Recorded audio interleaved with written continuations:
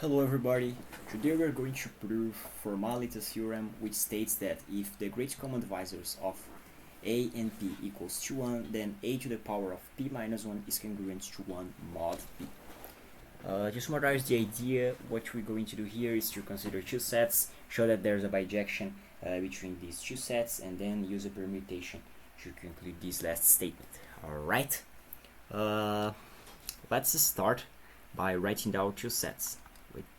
It's going to be a to a until p minus 1a.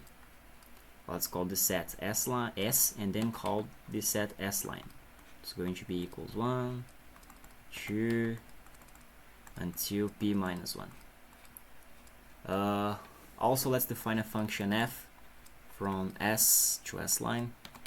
Doesn't matter if it's from s to s line or s line to s.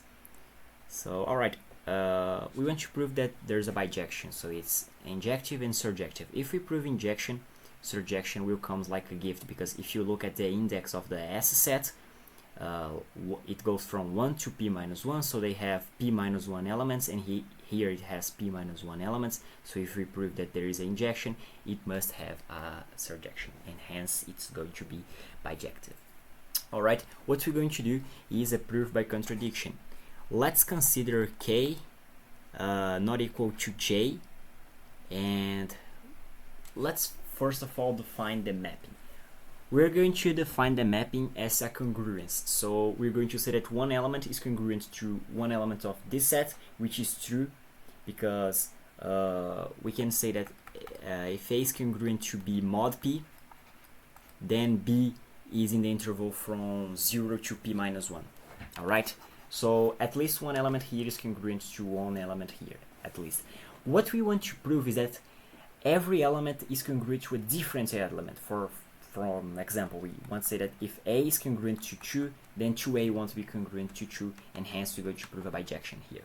Alright, let's start by assuming K different than G, and AK congruent to B, and also where B is on S set.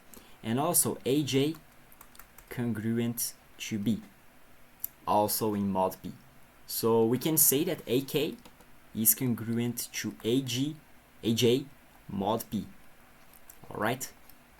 From that we can say that AK minus AJ is equal K line P. And by that we can say that P divides, let's put in evidence, A, K minus J. Since P doesn't divide A, it implies that P must divide K minus J. Alright? And it's interesting because these are two elements of the S set. Hence we can say something about K and J. We can say that they are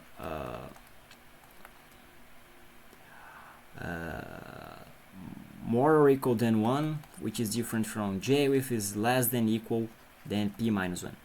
So when we take the difference between K and J, we can say that the absolute value of K minus J is less than P. How can we say that? Let's take the biggest element here and the smallest element here. When we make the subtraction, it's going to be P minus 2, and P minus 2 is less than P. So if P divides K minus J. If P divides K minus J, K must be equal to J, and this must be equal to 0. So if these elements are congruent to the same element, then the element is the same. And this we have the implication that K is equal to J, and we prove a bijection. We prove an injection. If we prove an injection, then it must be surjective by the argument that both sets are the same size. So this is actually bijective. And that's nice. That's actually very nice, because let's consider an arbitrary element. We can say that AK1 is congruent, AKI is congruent to BI mod P, where I is on the interval 1, P minus 1. We can say that, right, because we proved the injection. And we can also say that AK1 is congruent to B1 to some K and to some B mod P. And now let's look at something interesting. We can also say that AK1 times AK2 is congruent to B1 times B2. Okay, and now let's keep going with this statement. We can say that AK1 times AK2 times all the way to AKP minus 1 is congruent to B1 times B2 times until BP minus 1, of course, all mod B. Alright, we can say that.